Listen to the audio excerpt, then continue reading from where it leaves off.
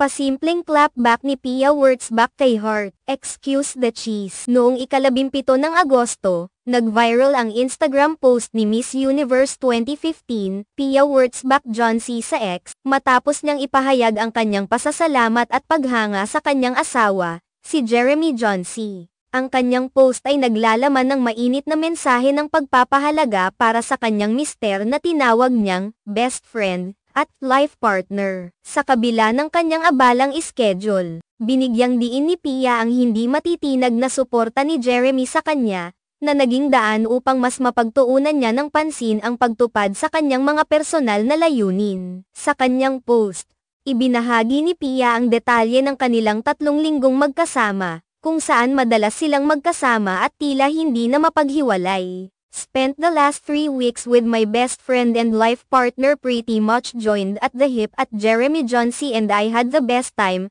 so many funny moments. Wish I could share what really happened in the last few weeks behind closed doors, maybe soon when the time is right, but it's just what we both needed. Jeremy's been working hard, probably the hardest and most focused I've ever seen him. He doesn't post about it a lot, but this man has been working non-stop on some exciting progress and growth for at beautiful destinations. I'm so proud. I have been planning and working on some exciting things I have in the pipeline for my career, with his support at encouragement for sure.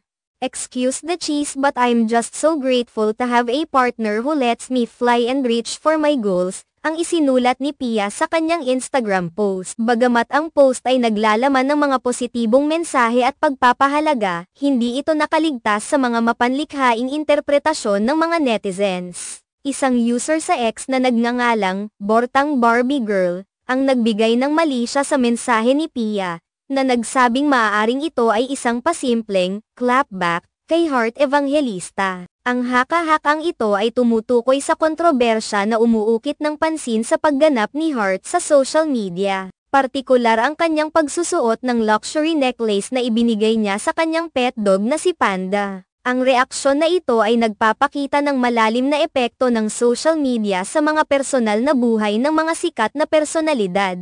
Sa paglipas ng mga oras, ang simpleng pagpapakita ng pagmamahal at suporta sa asawa ay naging dahilan ng pag-aakusa at spekulasyon na maaaring hindi intensyonal ni Pia. Ang ganitong sitwasyon ay hindi bago sa mundo ng social media, kung saan kahit ang mga positibong mensahe ay maaaring maging dahilan ng pag-aaway o hindi pagkakaintindihan. Ang hindi inaasahang pagsasangkot ng pangalan ni Heart Evangelista ay nagdulot ng panibagong usapin na patunay ng kung paano ang mga post sa social media ay maaaring magbukas ng pinto sa mga bagong kontrobersya. Minsan, ang simpleng pagpapakita ng pagmamahal at pagpapahalaga sa isang relasyon ay nagiging sanhi ng iba't ibang uri ng reaksyon mula sa publiko, na nagreresulta sa mga hindi inaasahang interpretasyon at pakikipagdebate. Sa kabuuan, ang Instagram post ni Pia ay naglalaman ng taos-pusong mensahe ng pagmamalaki at pagpapahalaga para sa kanyang asawa,